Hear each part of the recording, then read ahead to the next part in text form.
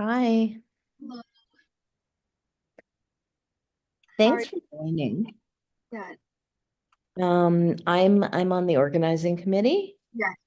and because we've been having issues with students having trouble accessing the sessions, I've started a live stream. So you might not see all the students attending, 'cause they might be attending through the live stream. That's Uh, but hopefully you'll at least get one person to facilitate too, and yeah, so I can just leave you to go ahead if you're okay with the live streaming and yeah, everything. yeah. That's completely fine. I'm just gonna share my screen and get started then. Perfect. Yeah, and we'll try to give you statistics based on that and watching the recording and that kind of thing Okay, great. after it's all over. Um, all right, so I'll transfer the hosting duties to you and I'll leave. Okay, great. Thank you so much. Okay.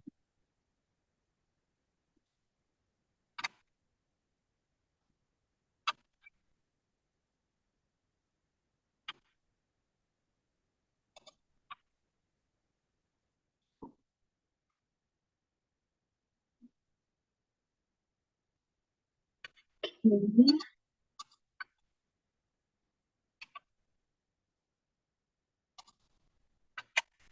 Let me quickly share my screen if I can figure that out.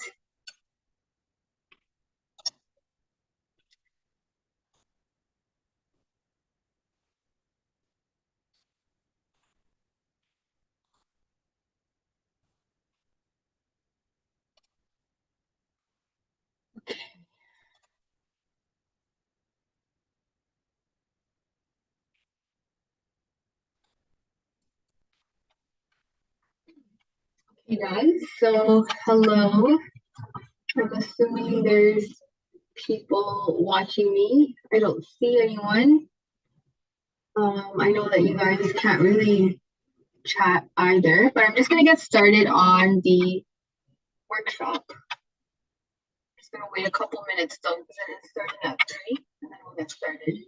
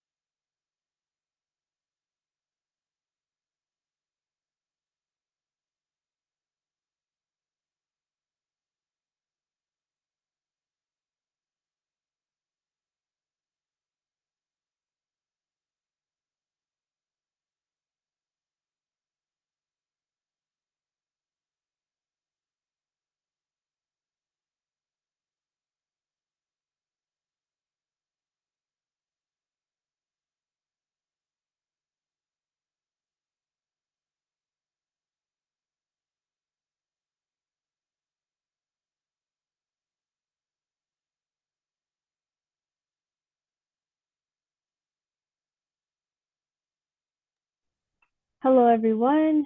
Welcome to today's workshop called I Know I Shouldn't Cram, but How Do I Catch Up Now?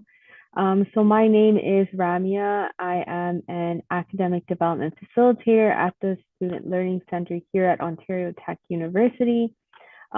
Despite you students being in different universities, I know that every student, even myself when I was an undergrad, had a lot of issues with procrastination and just avoiding work and then having to cram, especially in my first year.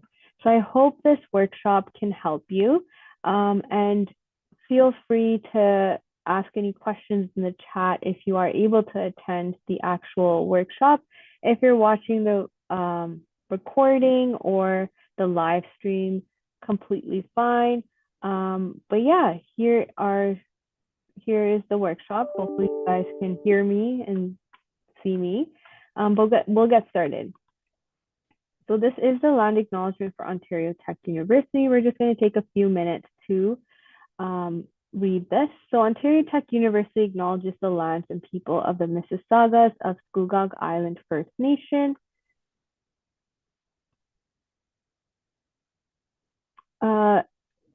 We are thankful to be welcomed on these lands in friendship.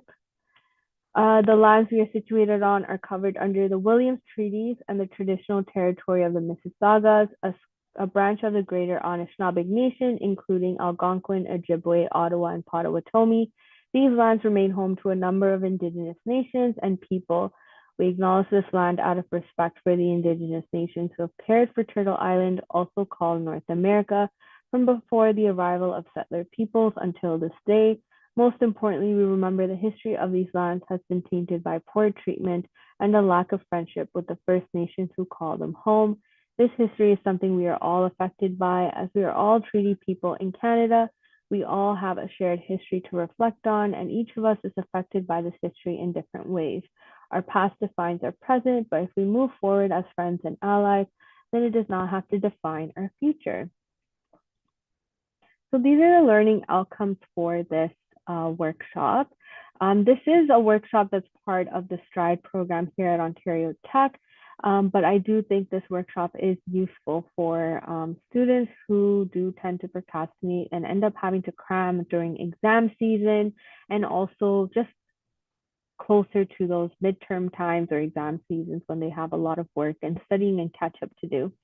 So this workshop will touch on metacognitive strategies, thinking about how you think and learn, academic learning strategies, so planning, note-taking, active learning, etc., self-management, self-awareness, assertiveness, problem-solving, etc., and resilience strategies to recover quickly from challenges. This is the outline for today's workshop session. So we'll talk about why we shouldn't cram and what to do if we have fallen behind, and we'll reflect and plan for next time.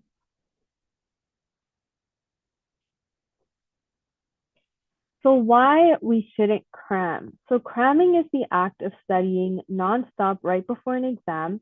It usually, although not always, involves reviewing notes rather than doing practice or recall, which is kind of a bad idea. It often involves cutting sleep to squeeze more hours in, which is just even worse. So what's more, cramming is usually the end phase of a much longer, lousy studying strategy. The early phase involves avoiding studying as much as possible. Only when the looming threat of failure becomes painful enough does studying actually begin. Except then it's often too late.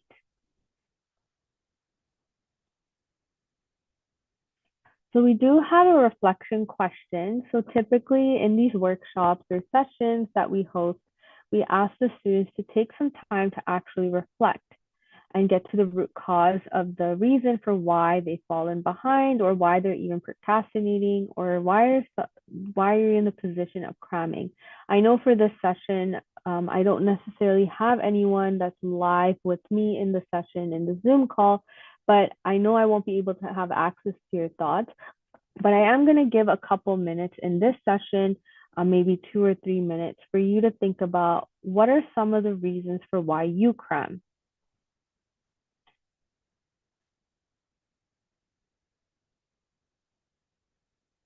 And again, take your time with this. I will let you guys think about this, but it is important to recognize why you fell behind in the first place. Was it something that was within your control, such as procrastination or ineffective time management? Or was it something that couldn't be helped, like your children getting sick or increased workload at work? Once you figure out the reason behind you falling behind, you're more likely to address it. So if it was something you can control, take accountability and put a plan in place to prevent it from happening again. So again, I'll give you 2-3 minutes to think about this, and please take advantage of this time. I know everyone's busy. They have so many things going on with their lives. So you're probably not sitting around in a corner reflecting. So take your time now to actually think about what are some of the reasons for why you cram.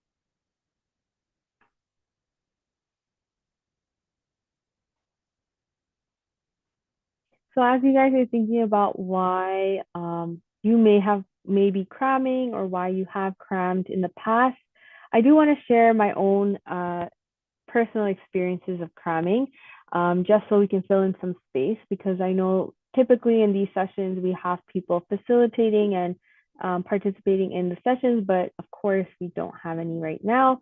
So when I was an undergrad, which was 5 or 6 years ago, um, and I was a double major student. I did STEM and arts, so I did a human bio slash uh, English program. And I also worked part time. I did 2 different jobs. And on top of that, I would take care of my relative who was ill at the time. So, with all those commitments and obligations in my life, on top of being a full time student, I did not have the time management skills that I needed to organize my day to day activities and also find time to balance those commitments on top of studying, reviewing my lecture notes, completing my lab work before the lab, etc., etc. So those are some reasons for why I crammed. However, I was also recognized that those are some things that I had in control that I could possibly organize and find times in between those commitments to study. But yeah, that's one aspect of cramming. You could be potentially have many commitments in your life where you may have too much to handle. And sometimes you need tools like a Google Calendar or things to help you manage. But there's also some other reasons for why we cram. And we'll definitely be talking about that in future slides. Okay, so the next slide, why cramming doesn't work. So cramming doesn't work.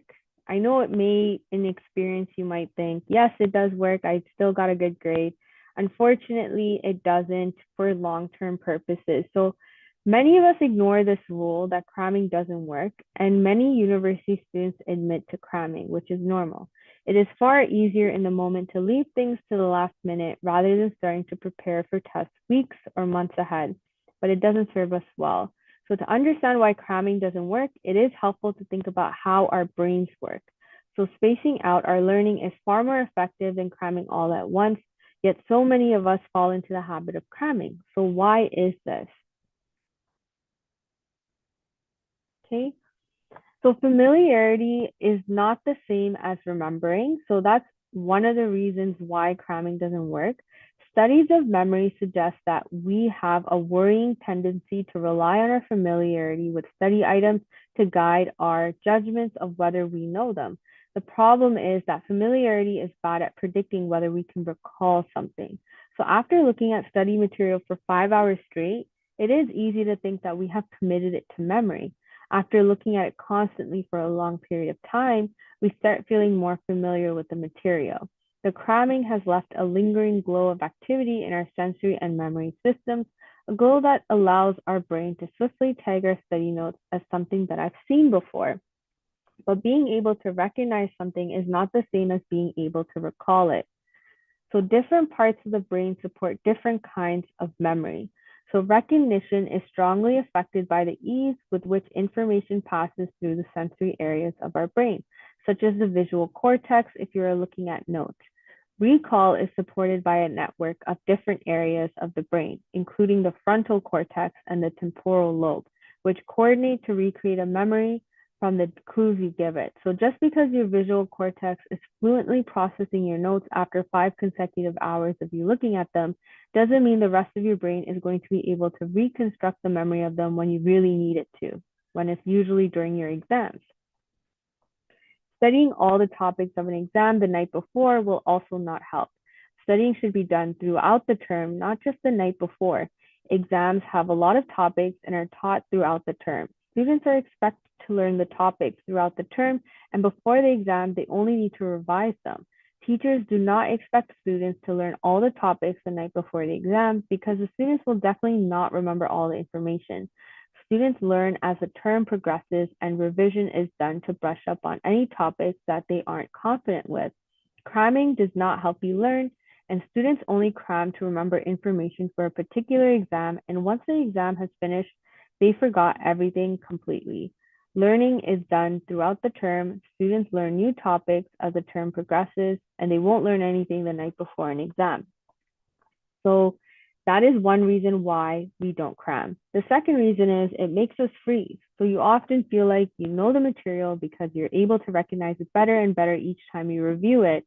The problem is that you can't actually use it very easily on the exam. So this leads to the common lament of students that they knew all the information, but that the test was unfair or that they just froze on the test. The test was fair and you didn't freeze. You just didn't study properly.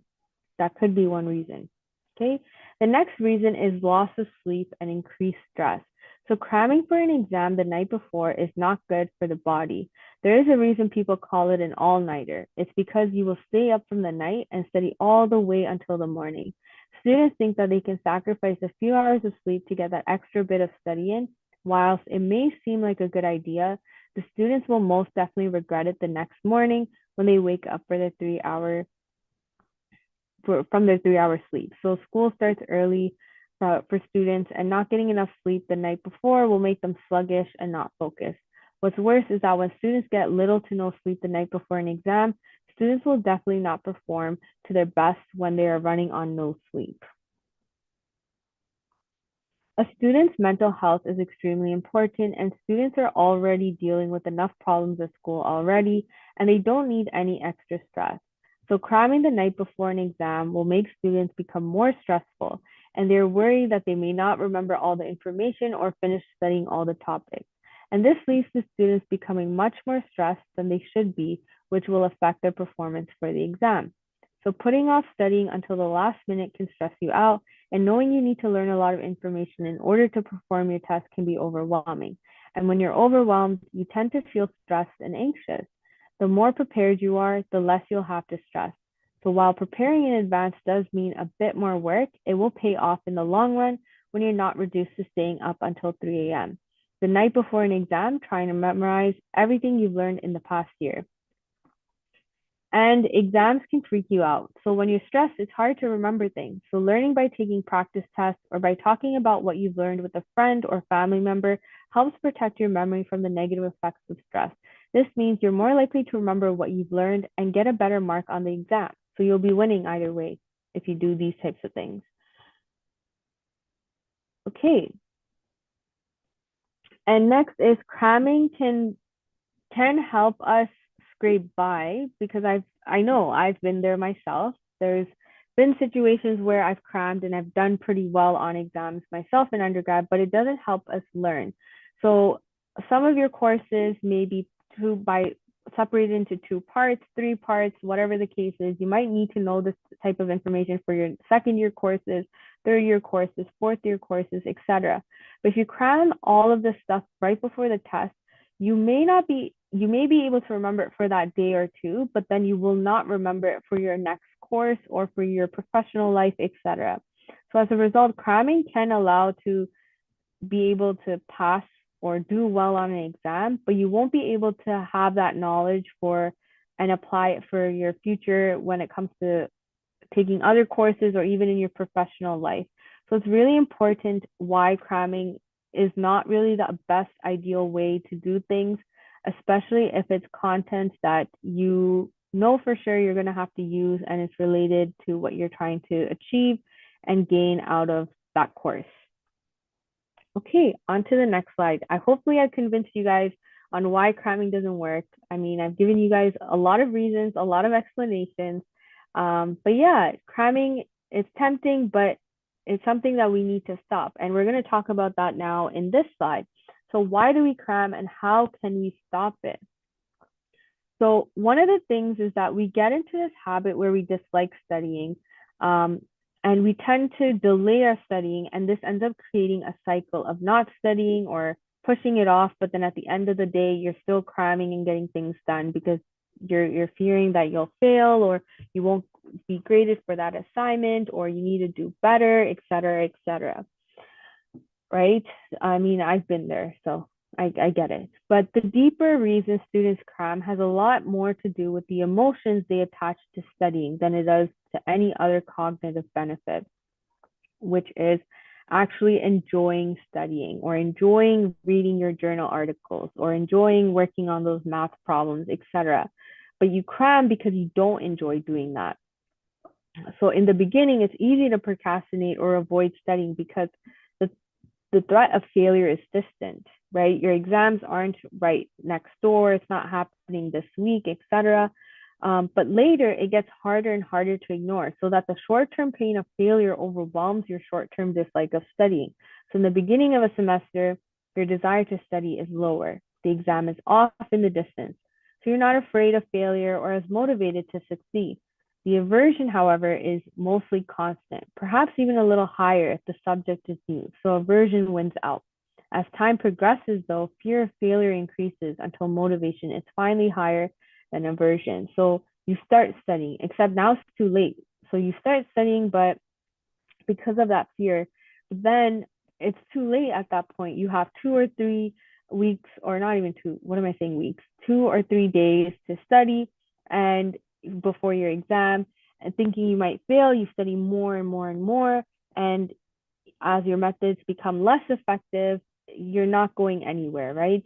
So you also find yourself getting more stressed out in this process about the idea of studying, and it just is not a pleasant experience. So how to stop cramming? One of them is make studying less aversive or less boring or unpleasurable. The first strategy is to focus on making the studying itself less aversive. The easiest way you can do that is, in my opinion, is to set small habits which make the act of studying less painful. So if you often wait right until the end of the semester to start studying, a good start might be to set a habit to do just a little bit every single day. This may not completely overcome your cramming, but it can offset it. If you already do some studying in the semester and you simply panic right near the exam, you may want to focus on redesigning your studying habits so that you can make them more effective and consistent from the beginning. A big part of what makes studying aversive is frustration and negative feedback. So these two are dials you can tweak to adjust your desire to study. If something is too frustrating, you may want to deliberately go through your studying material super slowly. This can help you feel like you get it before being pushed to move on. Next is increasing your motivation to learn. So the second strategy is, again, increasing your motivation to study. So there are a few ways that you can do this. The first is setting clear goals and making a concrete plan. This can often motivate you by focusing your mind on one thing that you desire in the beginning. Later, it can motivate by becoming a commitment you feel pressured to keep for yourself. Another is to cultivate an intrinsic interest in the subject. If you can dig deep enough to see why the thing you're studying is fascinating, then you'll be less reluctant to pick up a book and read about it. Finally, you can use commitment tools. Try a daily calendar where you put an X on each day when you complete your minimum daily studying goal. Look at the calendar every day, and it could take some motivation for you to keep doing this type of habit before your exams and bring it into the present. Or you might try accountability partners or study buddies or apps, which force you to pay up if you don't meet your habits. Okay, so these are some things on how to stop cramming. Okay, what to do if we have fallen behind? So first things first, don't panic, right? I know everyone panics once they realize, oh no, I have this many days and I have this assignment due or I have an exam coming up, etc. But do not panic, but reevaluate your expectations. Yes, you're kind of last minute on the studying, but what can I salvage out of this so I can do pretty decent on the exam or on the assignment? What can I do and sacrifice in order to get this done? So the next thing is get organized and manage your time. So you would create a catch-up plan and learn how to prioritize. So you create a catch-up plan. How are you going to catch up to meet that assignment or catch up on the material so you can at least get through the exam? And you're going to prioritize the specific topics, chapters, and things like that in order of the least that you understood to the things that you completely are confident in, and you would review those in order. Next, eliminate distractions and focus. Distractions are hard, especially in this very modern age where we have a lot of technology, social media. I know for me personally, when I was an undergrad, for me, social media was always something that distracted me, talking to friends, etc. So having these apps where you can block out certain notifications. You can also block out certain websites for a specific amount of time on your laptop to help you stay focused on studying. Study strategically. So always use study hacks or study tips or study tools that can help you effectively learn material. There is a website called Learning Scientist. It talks about the top 6 learning strategies that can help with effectively but also efficiently studying and retaining information also. So definitely look into that if you're interested. Take breaks and practice self-care. And finally, ask for help. If you're in a position where you feel overwhelmed, you don't know what to do, definitely speak to your student learning centers, academic advisors, etc., to get more information on how they can support you during this type of time. I know even your professors, TAs, whoever supports your education, definitely look into it because they're there to support you. And if you ask for help, they'll definitely provide you resources or tools and tips to help you with your studying and just academic journey. Okay, on to the next. So as I mentioned, don't panic. Let go of guilt and forgive yourself. So hanging on to feelings of guilt and regret isn't helpful at all. It's important to not spend time feeling guilty about falling behind. So it's normal, it is normal to stray off track every so often in your studies, especially if you have a lot of other responsibilities. And it's okay if you don't either. You're allowed to stray off track sometimes. Forgive yourself for falling off the wagon as it happens to everyone. Instead, the best way to get on track is to focus on your immediate goals. Studies have shown that people who let go of their guilt also tend to procrastinate less in comparison to people who blame themselves or rehash what they should have done. Have positive attitude and think about how productive you can be in the present. So there are some studies that show that students who forgave themselves for any past procrastination were less likely to waste time again in the future. So accept you've fallen behind, but then move on. So believe you can and will catch up on your studies. Calm yourself down and don't beat yourself up about it, that you're wasting all this valuable time when in reality, starting now, you can move forward and use that time for use. Next is reevaluating expectations. So remember, you don't have to be perfect. It's impossible for any student to be 100% perfect. Do as much as you can with the time and resources you have left. So of course, if you have missed almost all of your classes and lectures, haven't taken any notes, and only left yourself a couple of days to study your entire course, you won't be able to relearn the entire course. I mean, that is the reality. So if this applies to you, speak with an academic advisor as soon as possible. You may need to think about reducing workload, withdrawing from certain courses, if that is a situation that needs to be applied. If you are unable to catch up, speak with your advisor, your professor, your TA, whoever, to determine if it might be best to adjust your course workload, reduce the amount of studying that needs to be done, etc. And next, learn from experience. Try not to be too hard on yourself.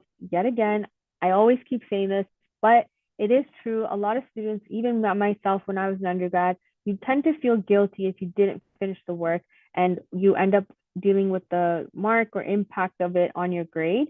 However, that's okay. You learn from the experience, and now you know what can happen if you do these same habits again.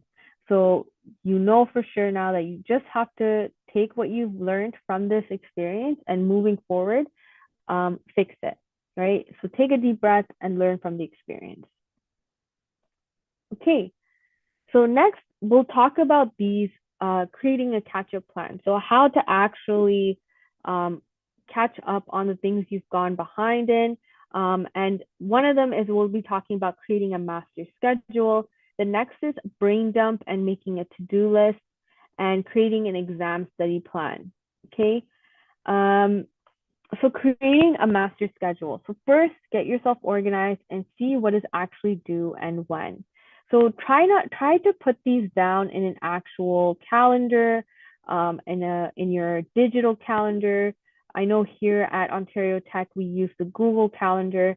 It is free. I'm pretty sure you guys can use it too. But I use it for my own personal needs. But definitely use that if that's something that's applicable for your easy use for you. Having all your deadlines in your head might not be the best because you don't really remember everything. You have all these other obligations, commitments, things that you have to keep in mind throughout the day, and having these deadlines, one might slip out, right? So putting them down digitally, having reminders pop up on your phone or on your laptop is really useful. So refer to your course syllabus and put the following information onto the calendar. So any assignment due dates, any tests or quiz dates, any exam periods or dates that are already offered, and try using different colors for different courses. So you have this idea of like what's due, and you end up slowly referring the colors to the course, so you're not nitpicking and reading through the text box. And use this to look ahead and plan for when things will get busy. I know there's busy seasons in undergrad or even just when you're in school.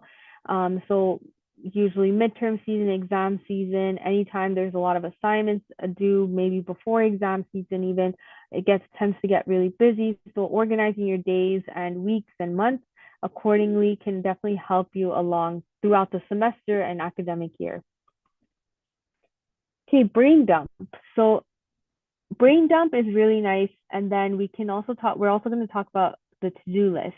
But one thing I want to say is brain dump is really nice because you can just declutter everything that's in your brain. If you write absolutely everything down from your brain, anything related to your academics or anything that you have to get done or to do, it can help you later on organize things and put them on paper so you see it visually and you can go through each one at a time.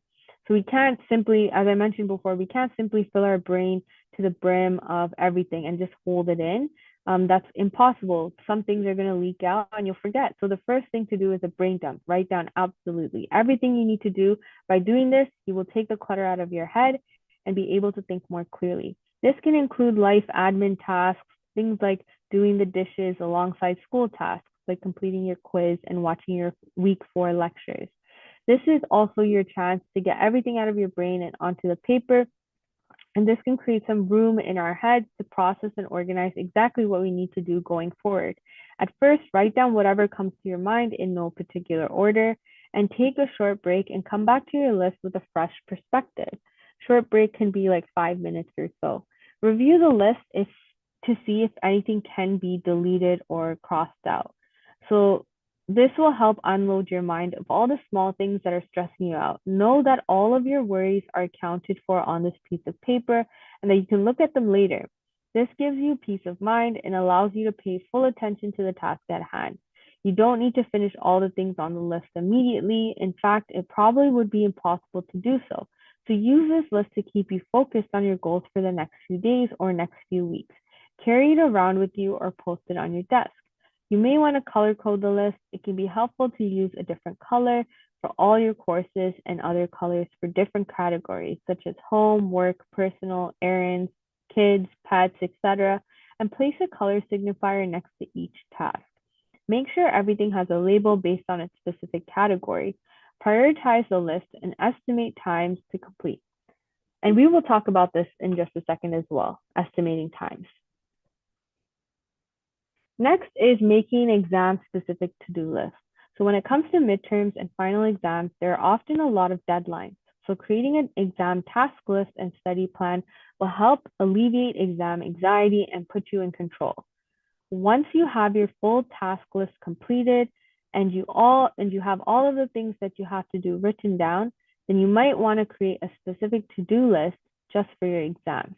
This way, you can make studying for those exams a priority. Figure out when everything is due and what needs to be covered for all of your classes. Be prepared. So make a list of what you have to learn or review before the exam. It's important to be realistic about this. So if you've left the revision until very last minute, for example, the night before, it's probably too late to learn absolutely all of the information.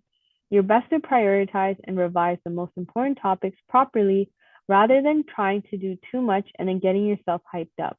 Put the most important stuff first.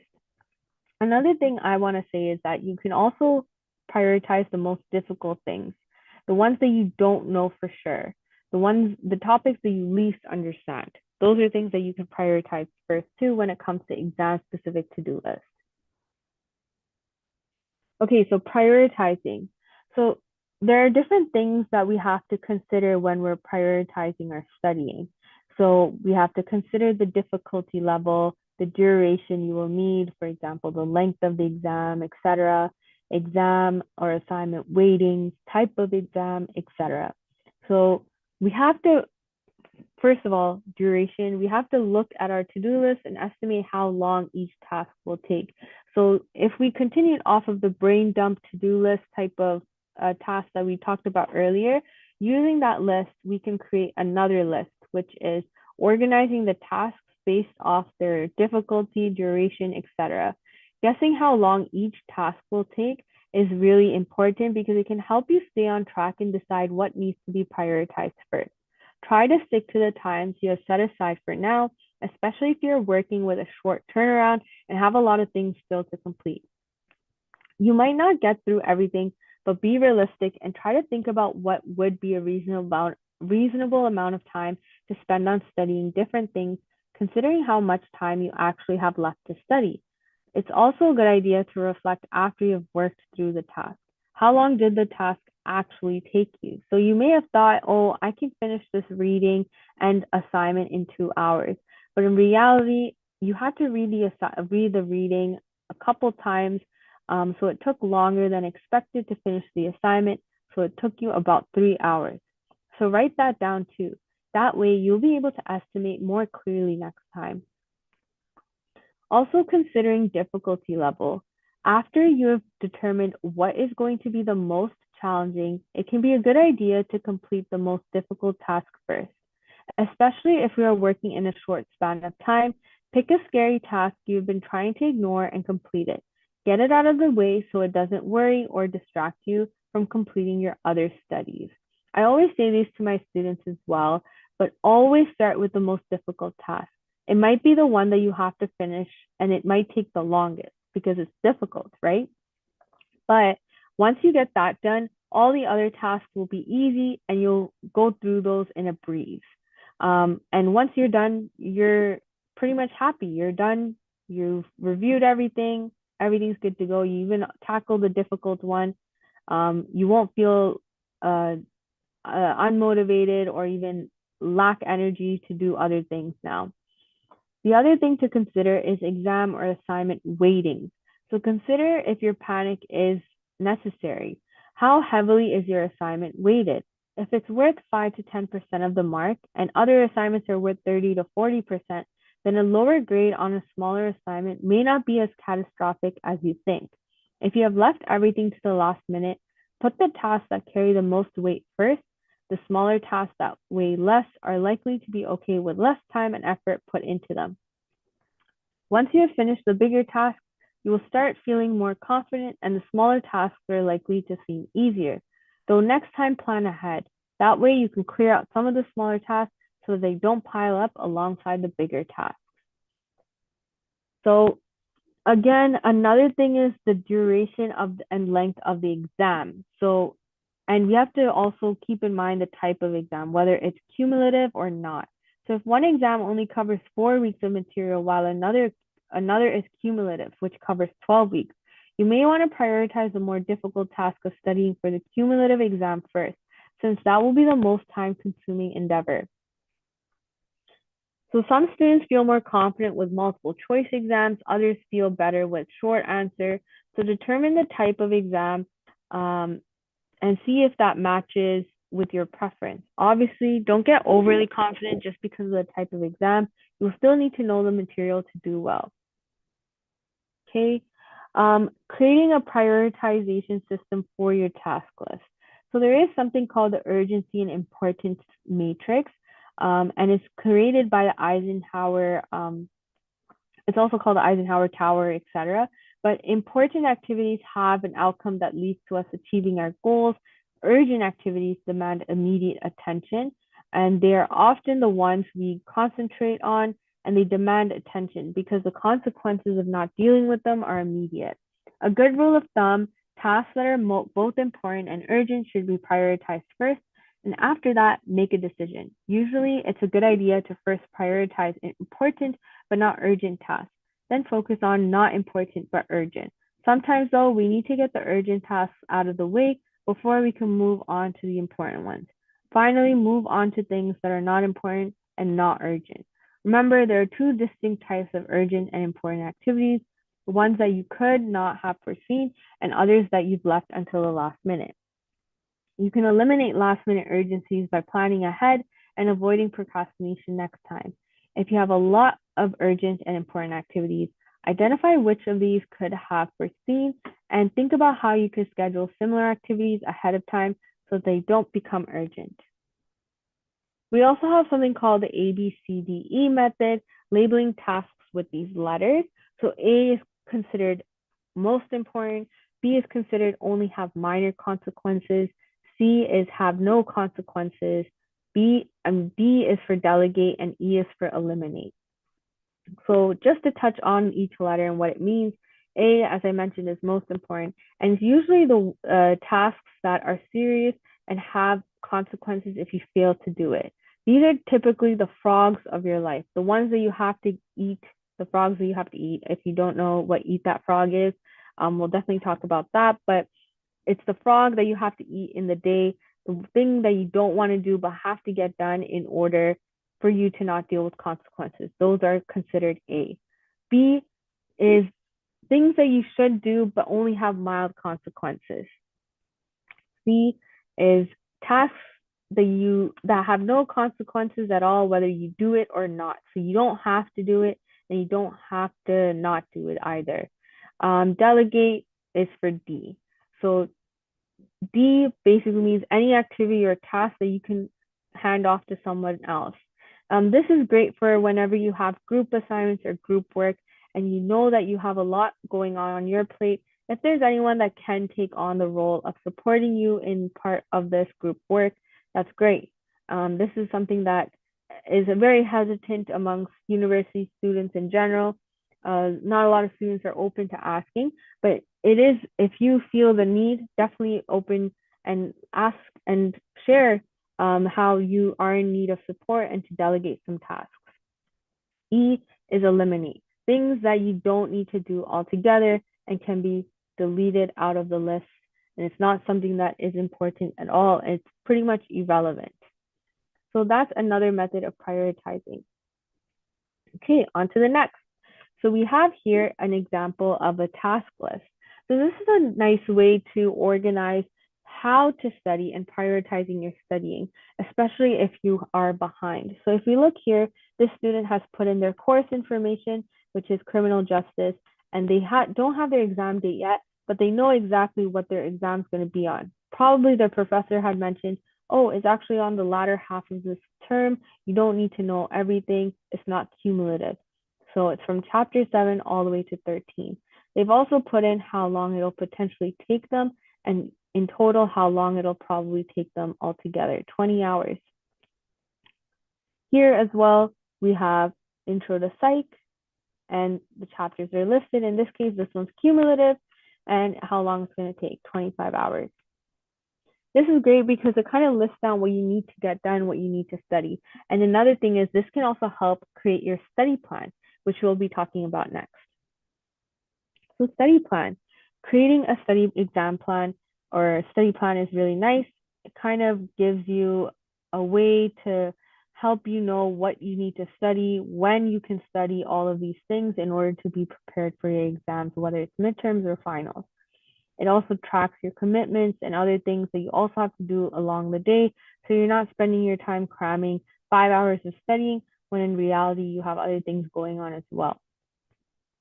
So it would be nice to create a study plan. I'll be sharing an example in a couple slides, or I think the next slide. But what you'll be seeing here is how the student lays out their fixed commitments. So what are fixed commitments? Fixed commitments are things that you know for sure you have to attend or do. For example, going to lectures, going to your tutorials, maybe even commuting to school if that's something that's in your position or in your life. Maybe you have work that you have to attend and other commitments that you have to do, religious commitments, personal commitments, etc.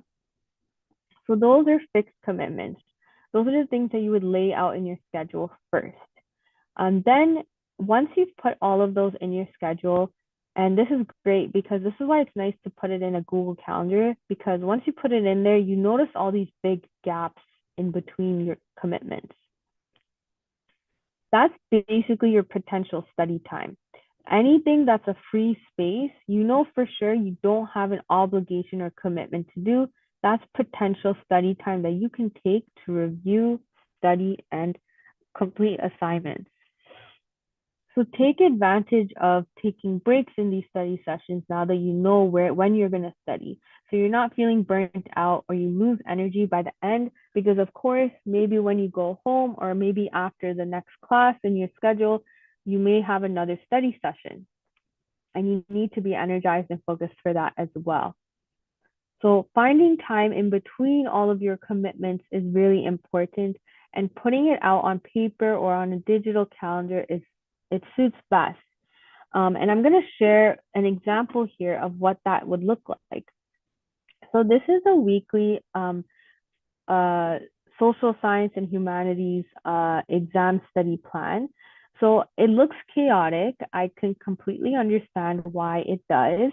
But if we look closely, there's various colors here. So for a student here, they have a lot of studying in here, including exam study. So if we look here, they have their fixed commitments, they have their gym, they have their lectures color coded, they have work as well as a student. They have lectures here as well, but they also include their study times. Anything that's blank, they've included study time. So potentially the student has time to study from 9 to 10 for exams for this cram course that they're taking. And then they also are going to study psych at the end after their psych lecture. And then notice how there's a difference between the blue and the purple. So the blue studying is actually the studying of their lectures that they just learned. The purple is the exam studying. So anything that they've listed in their previous, if I go back here, their exam task list. There's a difference because we still have content that as a student you're learning, right? We can't study and ignore what we're currently learning, because of course the student is studying ahead of time before their exam. So having it laid out, it looks chaotic, but it's only an hour of studying, an hour of studying here, an hour of studying there, etc. So if we lay it out like this, and you guys can try this too, definitely try this out if you haven't done it before, but laying it out in your Google Calendar or any type of calendar for that matter can help you realize how much space you actually have or time you have to study. And then this will give you an idea of like what to study, when to study. Okay.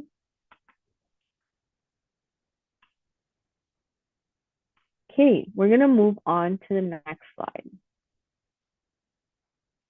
Eliminating distractions and focusing. So do not multitask when studying. I know a lot of students tend to do this, but try to be unitasking when you are. So it takes it's very hard to get your focus when you have multiple things happening at the same time. So try not to multitask. Okay. Just like any other muscle, the brain gets tired, so quickly switching from one thing to another can easily tire it out. When the brain is tired, learning becomes more difficult and mistakes are more common. So when we are working on a complex task that requires our active attention, such as studying, multitasking isn't going to work for us, and it's going to make it really difficult for us to focus. And every time we switch from one task to another, our brain is taking time to get back into the previous task that you were doing. So something that seems small, like quickly responding to a text, is pulling our attention away. And it might only take us a few minutes or a few seconds to read and respond to a message, but it will take a fair bit of time for us to get back into the focus zone on what we were trying to do before. So when we don't have too much time set aside to study, we need to make every minute count. So choose to tackle one task at a time and work on focusing. So silence alerts, put the phone away, use a lockdown browser. There's something called Forest. There's also an app called Flora that's very useful. I used Flora for that. There's also the Pomodoro timer technique that you can use. There's so many apps nowadays for study skills and support in studying that you can look into. There's a lot on the App Store, Google Play Store, maybe even research a bit online before you pick on a specific app. Next is unplug distracting technology. I know there's some students that game. I've had a lot of students come in who would say that the reason that they're procrastinating is because they're gaming a lot. Unplug anything that's distracting, store them away, give them to someone until your exam periods are over. Another thing is use music, not distracting, but instrumental possibly that can help. White noise, earplugs to cut down on external noise distractions. Sometimes music does help one person focus and stay in the zone, but make sure that we're not having a dance party or anything, right? Like we need to obviously still finish our work and get it done, but also enjoy that time while we are doing our work. And also the final thing is get everything you need set up before you study and get rid of clutter. Environment is really important. Making sure that your environment's clean, quiet, and safe is really important when you are studying. So you're not thinking about other things, you're getting distracted when you are trying to study. Okay, eliminating internal distractions. So work on managing stress. There's some suggestions include journaling, reflecting on your thoughts, daily relaxation activities such as deep breathing or meditation for at least 10 minutes a day. That can definitely help. And it could help clear your mind, right? And control your thoughts. Wandering thoughts pull your focus away, and it could prevent you from focusing on the work that's in front of you. Letting friends and family know you won't be available, okay? Taking a deep breath when you're about to get distracted.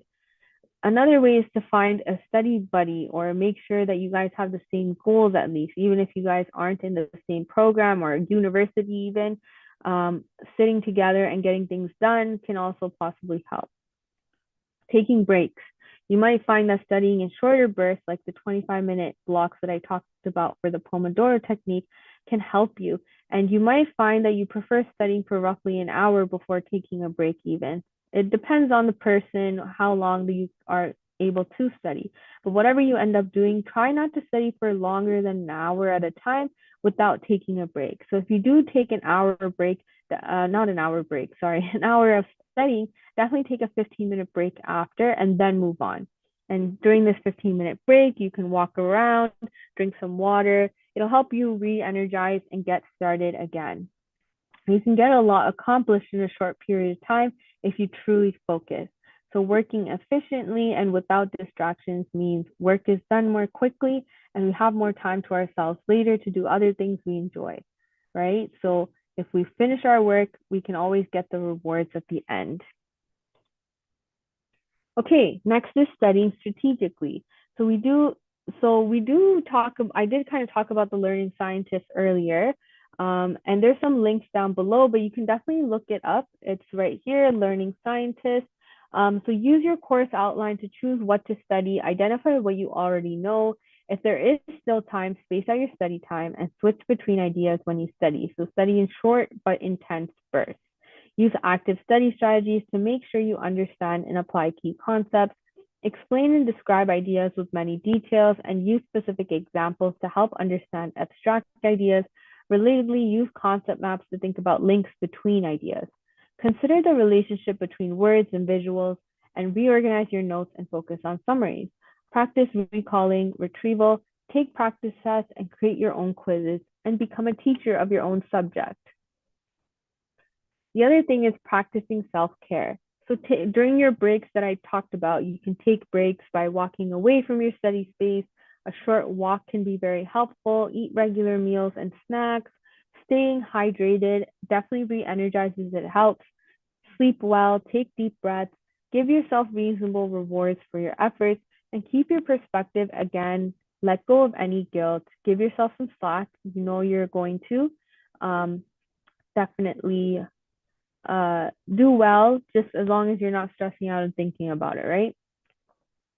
So asking for help. So obviously these links are related to Ontario Tech, but again, it does apply that for your institution, definitely ask for help from academic support, such as your course instructor, teaching assistants, university support, such as your study skills coordinator, anyone in the learning center, academic advising, accessibility services, mental health services, and your other supports, your families, your friends, and peers. Those are all people that you can definitely seek support from. Finally, you're going to reflect. So think about, I'm going to give you a couple minutes to do this as well. Not even a couple minutes, like 2-3 minutes, 3 minutes possibly.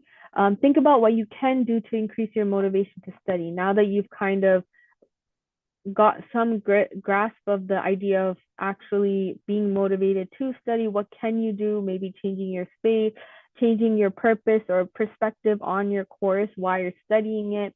And how can we make studying more palatable going forward? So less aversive, more pleasurable, less boring. And what small changes can you make to your habits now that you can avoid the stress of cramming next time? So I'm going to give you like 2-3 minutes to think about this and then we'll move on. I would love to hear you guys say this, but of course, I know everyone's in the live stream or watching the recording. But yeah, I'll give you guys some time to think about this.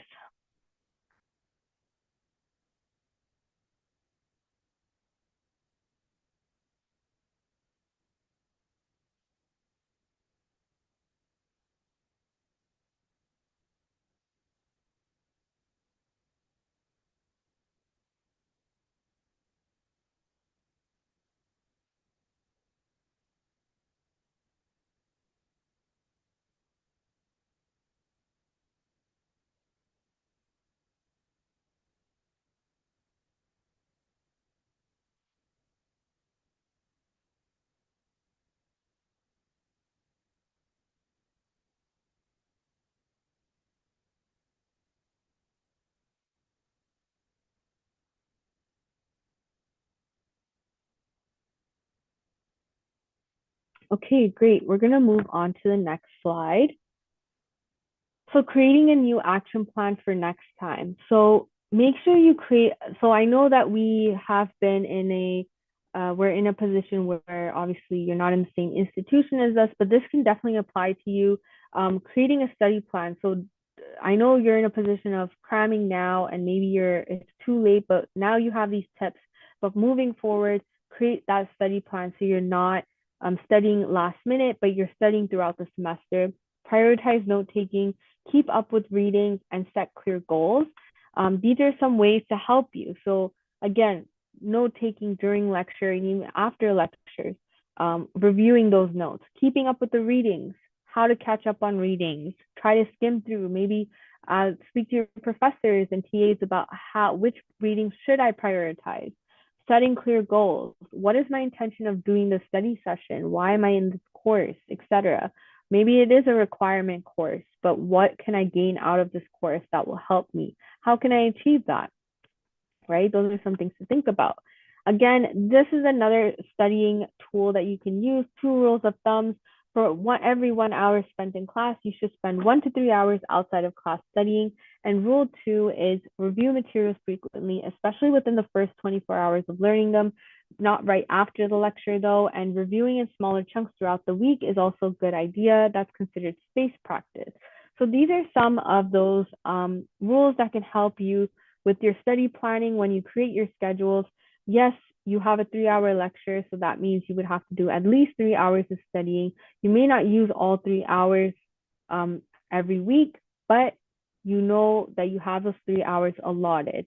And you don't necessarily have to study 3 hours straight. You can split it up throughout the week, an hour every other day to cover that course's material, right?